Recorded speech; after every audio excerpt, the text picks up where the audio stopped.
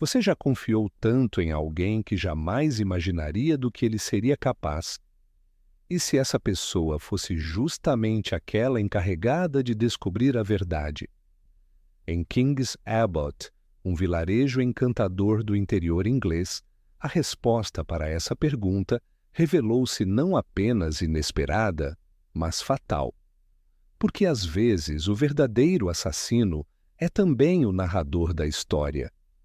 A névoa daquela manhã parecia mais espessa que o habitual, como se a própria vila hesitasse em revelar seus segredos.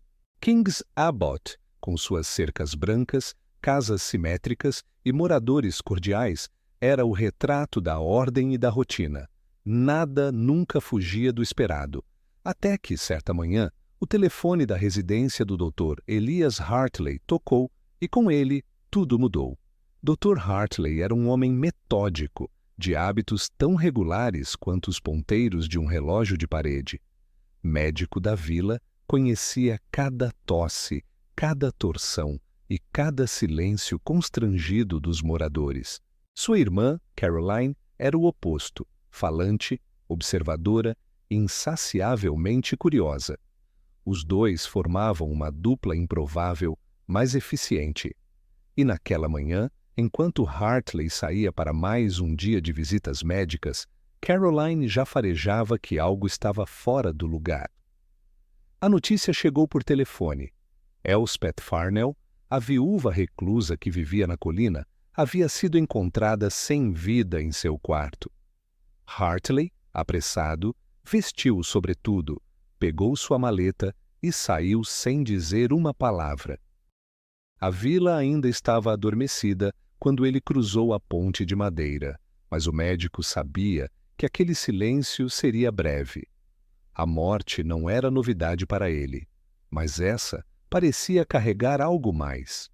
A casa da Sra. Farnell estava mergulhada numa quietude desconfortável.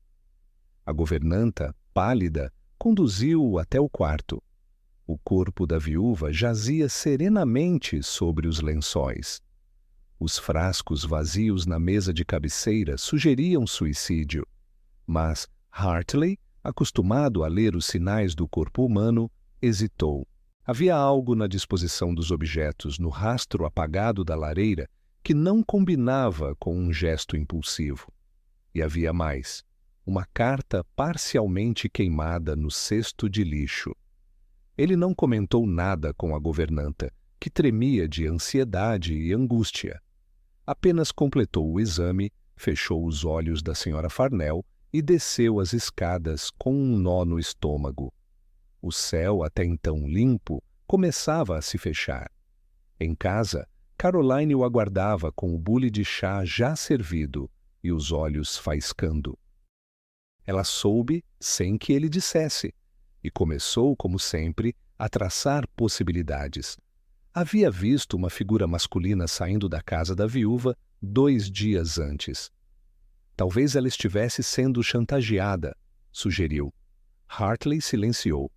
A vila reagiu à notícia da morte como abelhas em um enxame perturbado. Todos tinham algo a dizer sobre Elspeth. Que ela era solitária, que evitava as festas, que nunca se recuperara da morte do marido, também envolta em rumores. Diziam que ele fora envenenado. Mas nada havia sido provado.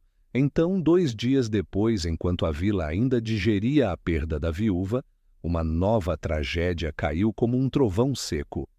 Ambrose Cantwell, empresário respeitado, anfitrião frequente de jantares e patrono local, foi encontrado morto em sua biblioteca. Uma adaga cravada no pescoço, uma carta desaparecida e um mordomo que dizia não ter ouvido nada. Naquela mesma noite, antes do crime, Cantwell havia convidado o Dr. Hartley para jantar. Estava inquieto, inseguro, como se carregasse algo que precisava compartilhar, mas não sabia como. Hartley o ouvira em silêncio, enquanto ele falava de uma carta que recebera. Uma confissão da Sra. Farnell, na qual ela revelava estar sendo chantageada. Cantwell acreditava que sabia quem estava por trás da chantagem, mas temia as repercussões. Após o jantar, retirou-se para o escritório com a carta em mãos. Hartley, sentindo a tensão crescer, se despediu e voltou para casa. Horas depois, o telefone tocou novamente. Era o mordomo. Algo horrível havia acontecido. A cena do crime congelou o tempo. Cantwell em sua poltrona, a adaga brilhando sob a luz do abajur e a carta desaparecida. Hartley sentiu o mundo girar, não pela morte em si, mas pela pergunta que se formava em sua mente. Quem mais sabia da chantagem? A investigação, naturalmente, mobilizou a polícia local. Mas foi a chegada de Hercule Poirot, o renomado detetive belga em busca de uma aposentadoria tranquila em King's Abbot, que alterou completamente o curso das coisas. Poirot, com seus gestos comedidos e olhos que pareciam ver através das camadas da alma, logo se tornou figura central. Fora convidado por Nora Cantwell, sobrinha do falecido, desesperada por respostas e pela libertação do noivo, Ralph Montrose, desaparecido desde a noite do crime. Poirot começou a investigar com meticulosidade quase clínica, conversou com cada morador da casa, examinou cada canto do escritório e levantou cada inconsistência nos depoimentos. Algo lhe chamou a atenção desde o início: a precisão excessiva com que Dr. Hartley relatava os eventos. Era como se o médico soubesse mais do que deveria, ou estivesse ensaiando o que dizer. Enquanto isso, Caroline observava tudo. Ela mesma dissera certa vez: "O que não é dito é tão revelador quanto o que se fala." E havia muitas lacunas. O horário exato do assassinato não batia com os relatos. O telefonema recebido por Hartley parecia antecipar um crime que ainda não havia acontecido. E a carta, que todos sabiam existir, estava desaparecida.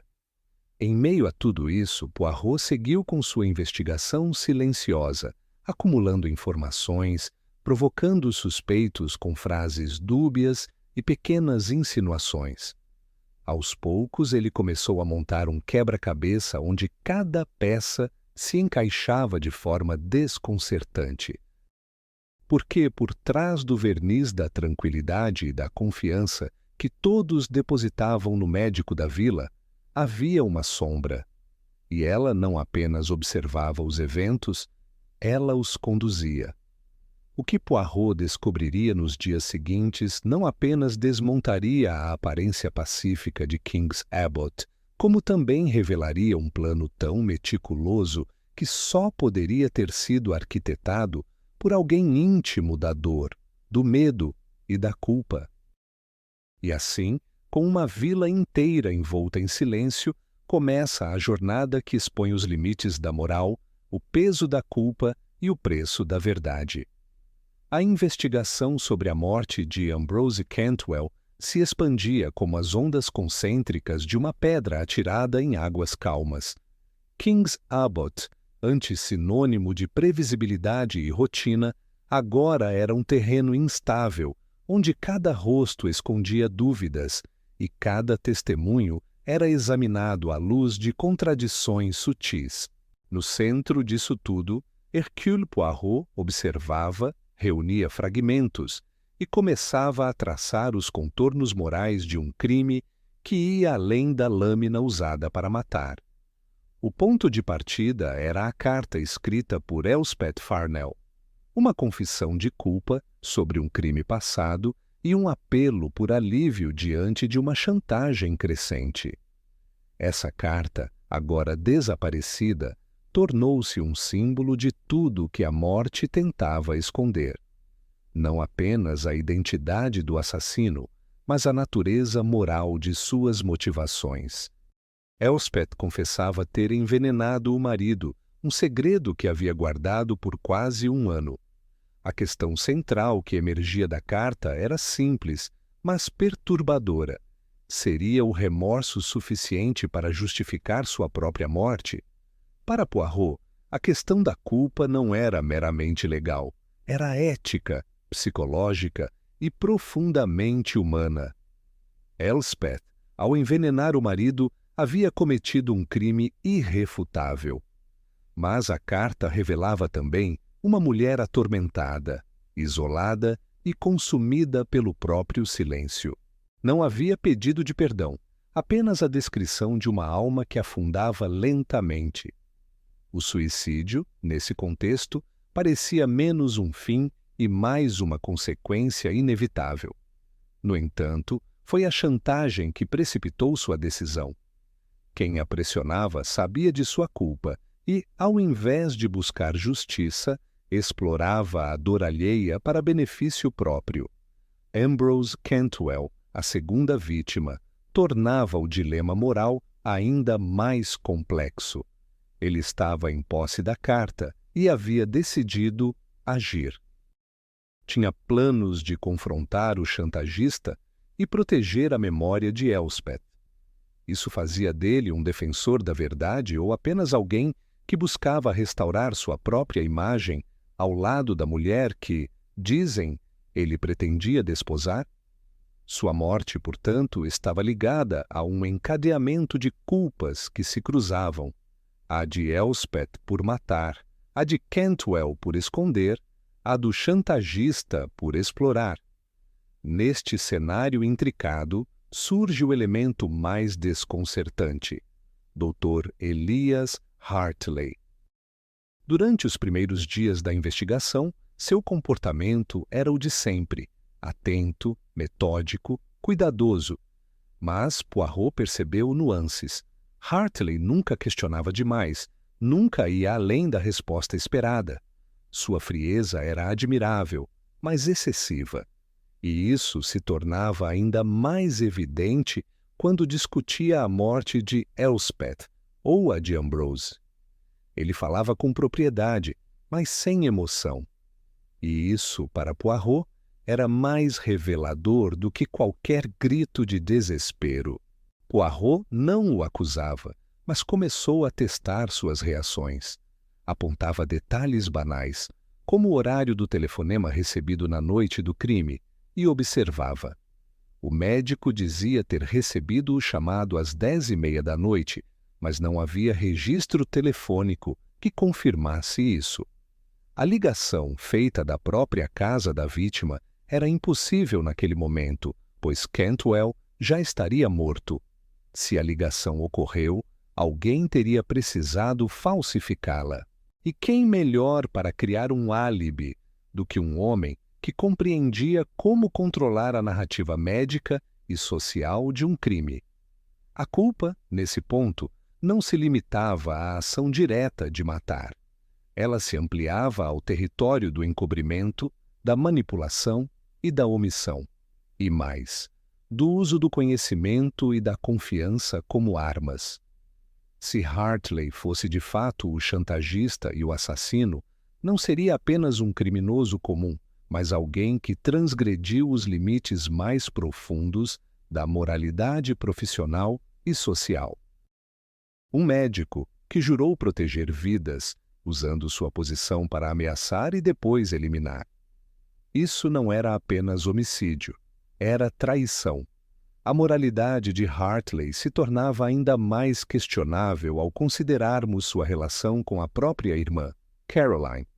Ela, embora curiosa e perspicaz, confiava cegamente no irmão. Suas deduções amadoras, embora muitas vezes certeiras, não ultrapassavam a superfície.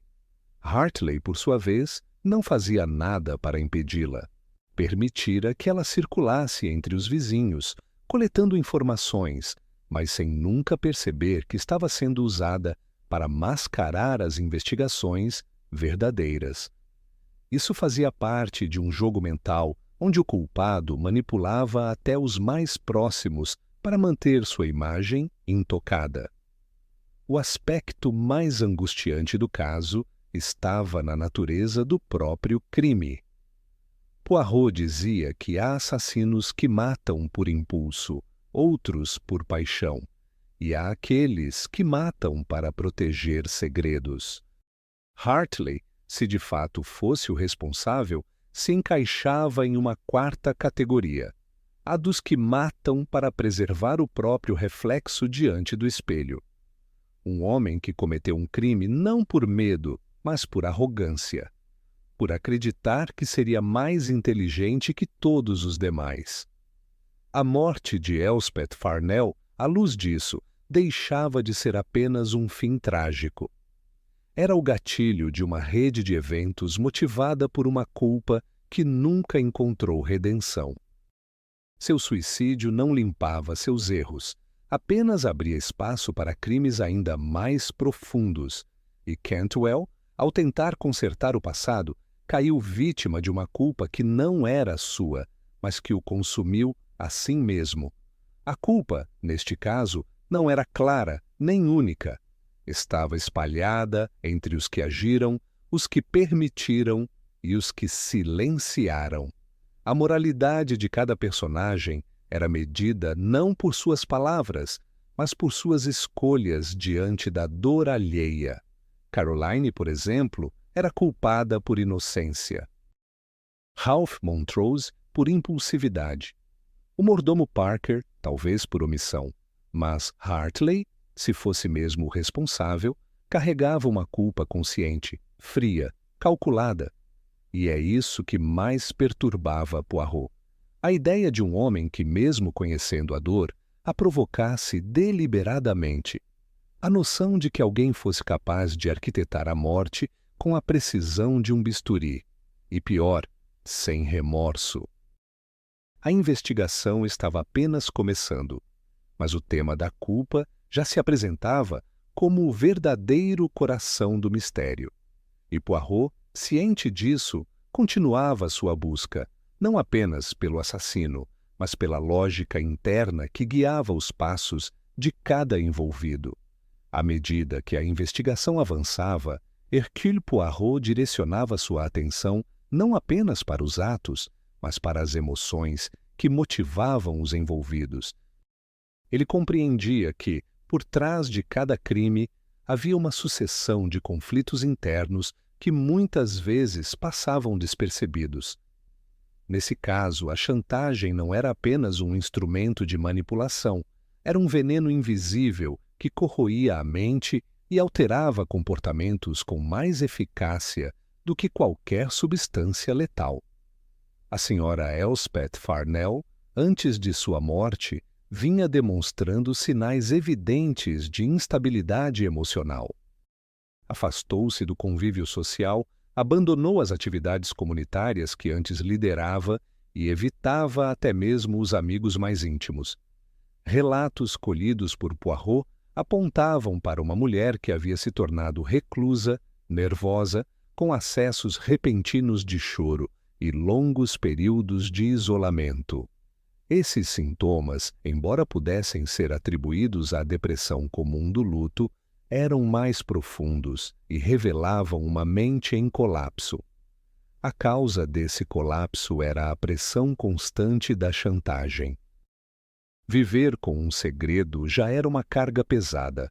No entanto, viver com alguém explorando esse segredo diariamente era um tormento que anulava a liberdade e esgotava a saúde emocional. Elspeth, ciente do crime que cometera contra o marido, sentia-se constantemente observada. Sabia que a qualquer momento a verdade poderia ser exposta. E essa ameaça não vinha de instituições formais, como a polícia ou a justiça, mas de uma figura invisível que lucrava com seu sofrimento. Essa é a essência da chantagem, uma ameaça que nunca se concretiza totalmente, mas que paira sobre a vítima como uma espada suspensa. Não é a revelação que destrói, é o medo constante da possibilidade. A vítima não dorme, não confia, não age livremente. Cada passo é vigiado, cada decisão é influenciada. E essa ansiedade constante leva à perda do autocontrole, do discernimento e, por fim, da vontade de viver. Elspeth passou meses nessa condição. A carta que deixou, embora incompleta, era um pedido desesperado de libertação. Não buscava mais esconder a culpa, mas sim, por fim, a dor prolongada. Ela reconhecia o mal que havia feito, mas o peso da chantagem a impedia de seguir em frente. Mesmo que desejasse reparar o erro ou confessar, a presença constante do chantagista bloqueava qualquer tentativa de redenção. Sua morte, portanto, foi mais do que suicídio. Foi a última tentativa de retomar algum controle sobre sua própria história. O caso de Ambrose Cantwell, a segunda vítima, também revelava os efeitos colaterais da chantagem. Ao receber a carta de Elspeth, ele não a entregou às autoridades imediatamente. Em vez disso, hesitou. Seus dias seguintes foram marcados por uma inquietação crescente. Testemunhas relataram que ele ficava horas trancado no escritório, relendo a carta. Seu comportamento tornara-se errático. Evitava compromissos, recusava visitas e demonstrava desconfiança até mesmo de seus empregados. Poirot interpretou esse comportamento como resultado do dilema moral que enfrentava. Cantwell amava Elspeth, ou ao menos sentia por ela uma afeição profunda. Descobrir que ela havia cometido um assassinato e que vinha sendo chantageada o colocava diante de um conflito doloroso: proteger sua memória ou expor os fatos. Mas, mais do que isso, ele sabia que manter a carta consigo o tornava o novo alvo do chantagista. E essa possibilidade o perturbava.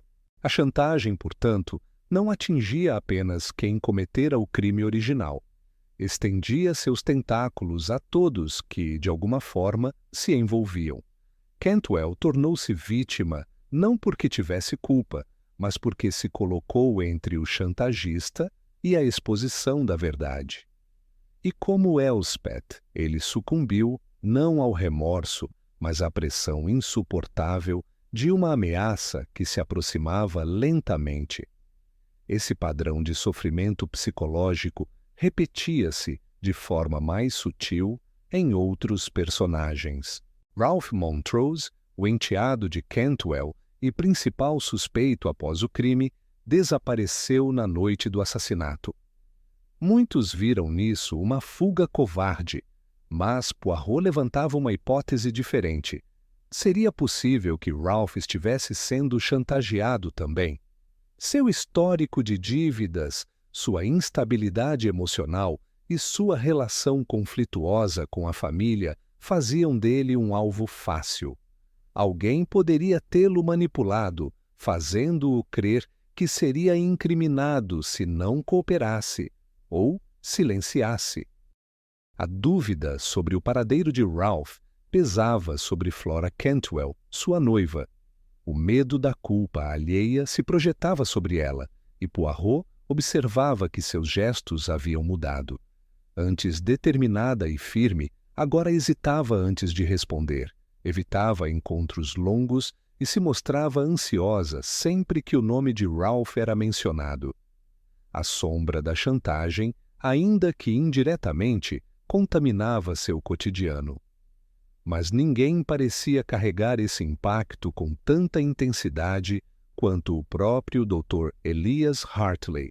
Durante a investigação, ele manteve sua postura de sempre, sereno, analítico, prestativo. No entanto, Poirot começou a notar os sinais. A tensão no maxilar quando perguntado sobre a carta. A escolha excessivamente cuidadosa de palavras ao descrever a cena do crime. E, sobretudo, a rigidez com que tratava qualquer referência ao horário do telefonema. Para Poirot, Hartley não era apenas um possível cúmplice. Ele era, possivelmente, o epicentro emocional do caso.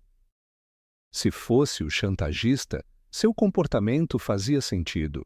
Manter o controle da situação exigia uma máscara constante.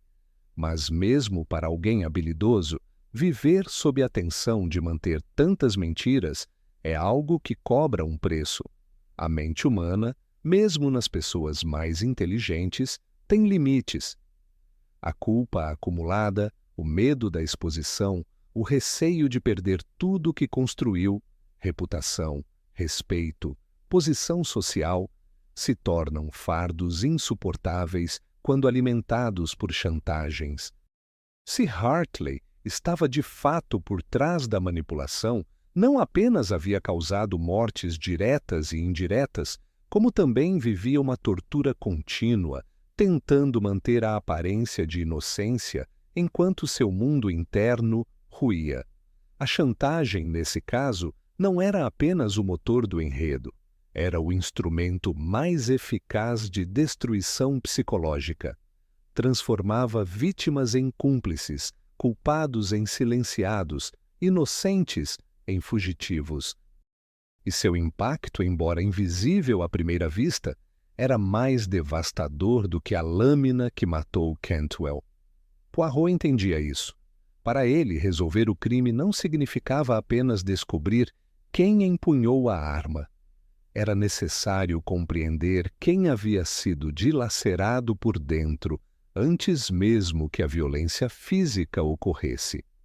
E nesse aspecto, a chantagem havia deixado marcas profundas em todos os envolvidos, inclusive, talvez, no próprio assassino. A partir do momento em que Hercule Poirot passou a compreender a profundidade dos conflitos internos que moviam os moradores da mansão Cantwell, tornou-se evidente que o mistério envolvia muito mais do que ações criminosas. Em King's Abbot, a verdade era cuidadosamente protegida por um verniz social, uma camada polida de cordialidade e aparência respeitável. Nessa atmosfera sufocante de convenções, expor qualquer detalhe real exigia mais do que inteligência, exigia coragem. A vila, à primeira vista, parecia formada por pessoas honestas, reservadas e moralmente exemplares. Mas bastava observar com atenção para notar o esforço coletivo em manter intactas as aparências. Mentiras eram contadas com o tom certo, sorrisos escondiam rancores antigos, e até a dor era disfarçada com compostura. O assassinato de Ambrose Cantwell, no entanto, desestabilizou essa estrutura social rígida, e Poirot sabia que a chave para decifrar o crime estava justamente nesse embate entre imagem pública e verdade privada. Durante as entrevistas conduzidas por Poirot, um padrão se repetia. Cada testemunha parecia mais preocupada em preservar sua reputação do que em contribuir com a investigação. Flora Cantwell, por exemplo, insistia em proteger Ralph Montrose, mesmo sem ter certeza de seu paradeiro. Quando questionada diretamente sobre o horário em que viu seu tio pela última vez, hesitou, escolheu palavras com extremo cuidado e terminou por afirmar algo que, mais tarde, se revelaria impreciso. A senhora Russell, governanta da casa, também oferecia versões dos fatos com extrema precaução. Sempre preocupada com o bom funcionamento da mansão e com os interesses da família, ela evitava falar sobre assuntos que pudessem sugerir escândalos. Quando Poirot insinuou que ela poderia ter escutado conversas importantes na noite do crime, seu desconforto foi visível. O silêncio, nesse contexto, não era simples esquiva, era autopreservação.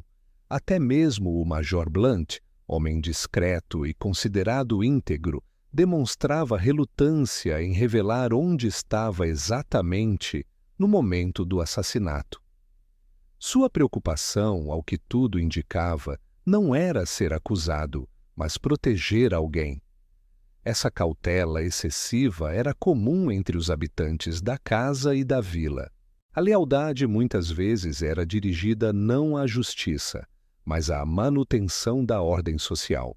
Foi justamente essa constante necessidade de manter as aparências que chamou a atenção de Poirot para Dr. Elias Hartley. Enquanto os demais tropeçavam em suas versões, tentavam parecer inocentes ou simplesmente se calavam, Hartley sempre tinha uma resposta pronta, racional, lógica. Ele sabia o que dizer e como dizer. A frieza com que descrevia os acontecimentos, a ausência de emoção ao tratar da morte da Sra. Farnell e de Cantwell, tudo isso não denunciava apenas contenção, denunciava cálculo. Hartley ocupava um lugar privilegiado na estrutura social de King's Abbot. Como médico, era visto como confiável, neutro, sensato. Esse prestígio oferecia não só respeito, mas também proteção. Sua imagem de profissional dedicado e irmão zeloso blindava-o de suspeitas. Mas Poirot sabia que, muitas vezes, o lugar mais seguro para se esconder é justamente o centro da confiança coletiva.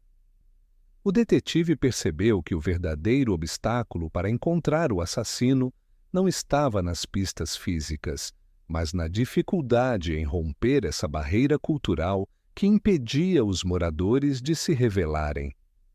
Ninguém queria escândalos. Ninguém queria ver suas falhas expostas. A imagem, em King's Abbot, valia mais do que a verdade.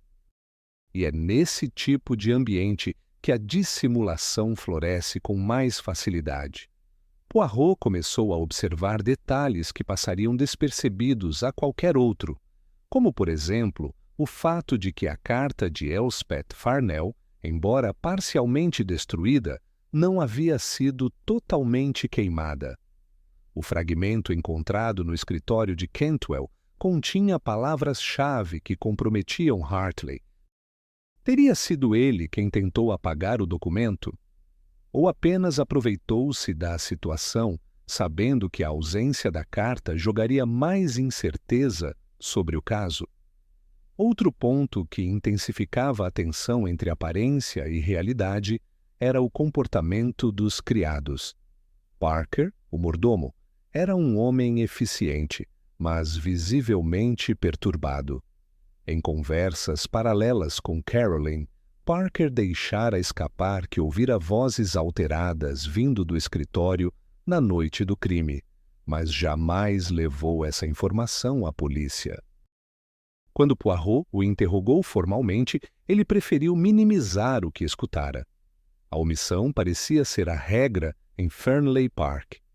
A essa altura, Poirot já havia reunido material suficiente para traçar o perfil psicológico de todos os envolvidos. A maioria tinha medo de serem julgados, medo de perderem status, medo de escândalos que arruinassem suas posições. Mas Hartley, diferente dos outros, não temia a exposição, ele a manipulava. Sua aparência controlada, sua reputação impecável, eram ferramentas cuidadosamente usadas para manter as suspeitas distantes. A estratégia do médico foi tão eficiente que ele conseguiu, durante dias, influenciar diretamente o rumo da investigação. Como o primeiro a examinar os corpos, teve a oportunidade de alterar pequenos detalhes, como a posição de objetos, e até mesmo sugerir uma cronologia conveniente. Sua palavra, respeitada por todos, era aceita sem questionamentos. Até mesmo os policiais locais preferiram seguir suas sugestões, considerando-as baseadas em experiência profissional. A tensão entre o que se dizia e o que se escondia chegou ao ápice quando Poirot reuniu todos na sala principal da mansão para revisar uma vez mais os eventos da noite do assassinato. Mas, desta vez, o detetive decidiu inverter a lógica. Em vez de perguntar o que cada um viu ou ouviu, ele começou a perguntar o que cada um escolheu não contar. A reação foi imediata. Olhares se cruzaram. Silêncios se tornaram mais pesados. E foi nesse ambiente onde o medo de dizer a verdade se misturava à necessidade de manter as aparências que Poirot desferiu seu primeiro golpe direto. Acusou Flora de ter mentido sobre o horário em que viu o tio. A jovem, pressionada, desmoronou. Admitiu que não o vira naquele momento, mas que mentiu para proteger Ralph. A confissão de Flora foi o início da queda da fachada. Em sequência, o Major Blunt confessou ter seguido Flora secretamente, preocupado com sua segurança.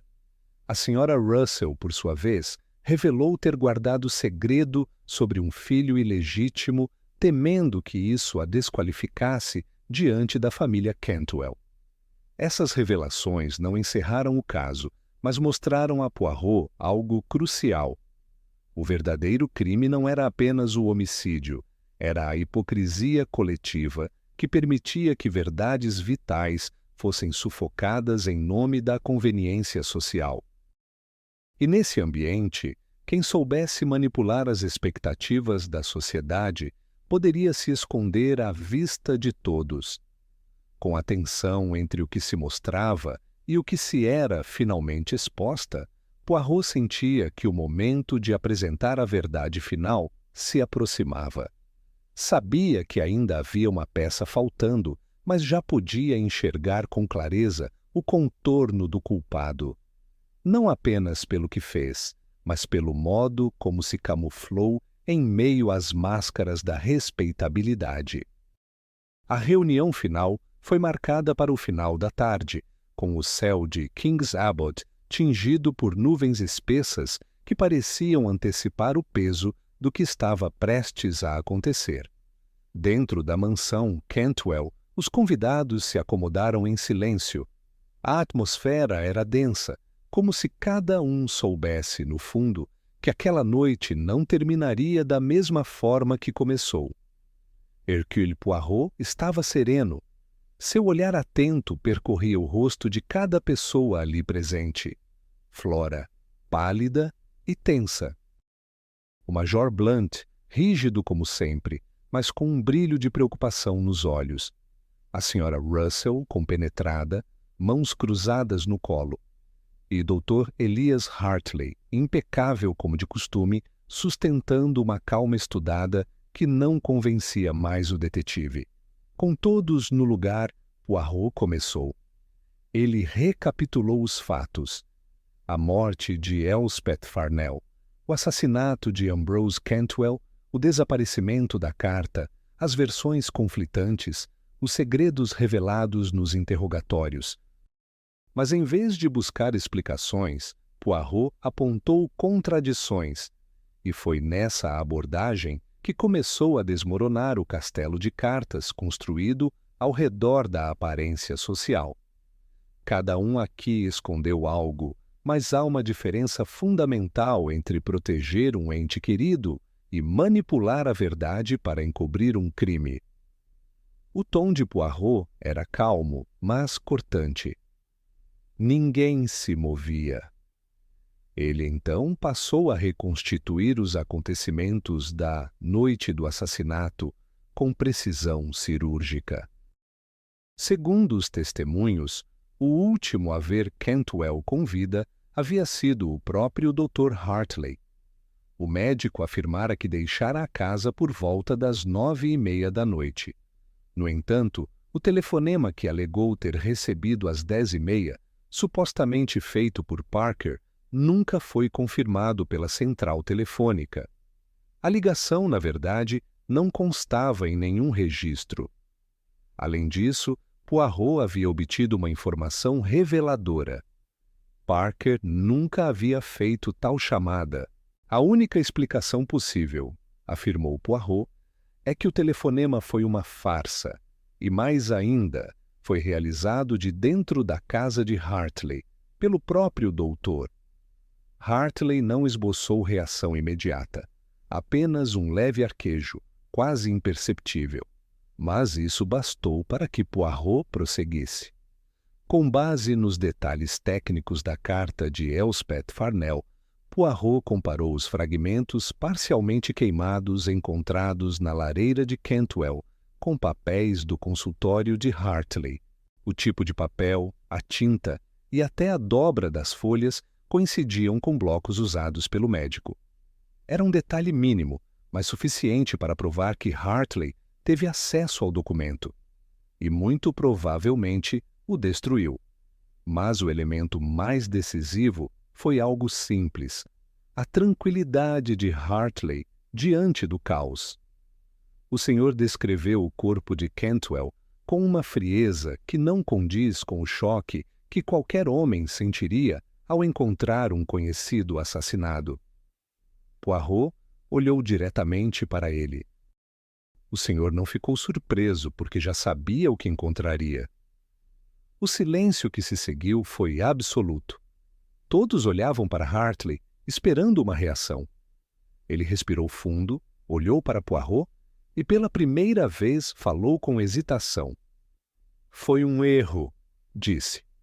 Um erro que cresceu até não poder mais ser contido. A confissão veio sem gritos, sem lágrimas. Apenas um desabafo lento, doloroso. Hartley revelou que havia descoberto o segredo de Elspeth meses antes. Usou essa informação para pressioná-la, exigindo quantias modestas, apenas o suficiente para manter o controle. Nunca imaginou que ela escolheria a morte como saída. Quando recebeu a carta endereçada a Cantwell, entrou em pânico. Sabia que se Cantwell revelasse o conteúdo, tudo viria à tona. Naquela noite, Hartley voltou à mansão depois que todos haviam se recolhido. Entrou pelo acesso dos fundos, que conhecia bem, e confrontou Cantwell no escritório. Exigiu a carta. Uma discussão ocorreu, e então, num impulso que ele ainda não conseguia explicar, pegou a adaga do expositor e cravou no pescoço do anfitrião. Fugiu com a carta e a destruiu parcialmente. Depois, ligou para si mesmo, fingindo ser Parker, para fabricar um álibi. Mas não foi apenas o medo de ser descoberto que o motivou. Hartley admitiu que havia gostado da sensação de poder. Ter o destino das pessoas em suas mãos, manipular a percepção coletiva, fazer parte do jogo sem ser notado, tudo isso o seduzira de uma forma que jamais imaginou possível. Ele se tornara dependente da sensação de domínio, e quando percebeu, era tarde demais. Após a confissão, houve um momento de paralisia coletiva. Ninguém falou. Poirot, com a expressão grave, olhou para Hartley por um longo instante e então disse: o senhor escolheu não apenas esconder a verdade, mas moldá-la. E isso, doutor, é o mais perigoso de todos os crimes. Hartley não tentou fugir. Pediu apenas um tempo a sós antes da chegada da polícia. Poirot, compreendendo a profundidade da humilhação, concedeu-lhe esse último gesto de dignidade. Horas depois, o corpo de Hartley foi encontrado sem vida em seu consultório, com um pequeno frasco vazio ao lado da poltrona. Deixara um diário onde descrevia em detalhes o processo de sua deterioração moral. Era um relato lúcido, sem autopiedade, quase clínico. Reconhecia seus erros, mas também questionava o mundo ao redor. Ninguém é totalmente inocente quando todos se esforçam tanto para manter as aparências, escreveu. A vila, abalada, mergulhou em silêncio nos dias seguintes. O caso se tornara o acontecimento mais chocante de sua história. Não apenas pelas mortes, mas por tudo o que revelava sobre a fragilidade das relações humanas. O médico confiável era o assassino. A calma vila escondia tormentos profundos.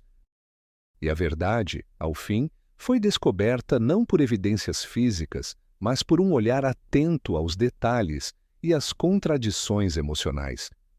Poirot deixou King's Abbot logo depois do enterro de Hartley. Passou pela ponte de madeira, agora deserta, e seguiu o caminho. Ao ser questionado por Caroline sobre o que mais o impressionara no caso, respondeu sem hesitar: a capacidade que temos de fingir ser quem não somos, e o quanto essa farsa pode custar caro. Chegamos ao final de mais um caso, mas para você que perdeu algum ponto, aqui vai um resumo da resolução do caso. Hercule Poirot descobriu que o verdadeiro assassino era o Dr. Elias Hartley, o médico da vila e narrador dos acontecimentos.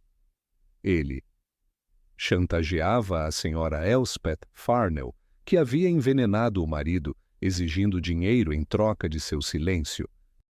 Assassinou Ambrose Cantwell com uma adaga, temendo que ele revelasse a existência da carta de confissão de Elspeth, que também o identificava como chantagista. Falsificou um telefonema para criar um álibi, usando sua posição respeitável e a confiança dos moradores para desviar suspeitas. Após a revelação pública feita por Poirot diante de todos os envolvidos, Hartley confessou o crime e, posteriormente, cometeu suicídio, deixando um diário detalhado como último testemunho. O caso foi encerrado com a exposição da verdade, a confissão do culpado e sua morte, oferecendo uma conclusão emocional e moralmente impactante. E assim, mais um mistério foi desvendado. Mas quantos outros ainda esperam por respostas?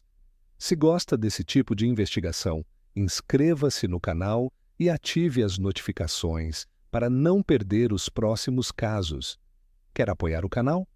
Deixe um super obrigado e ajude a trazer mais mistérios intrigantes. Nos vemos na próxima investigação.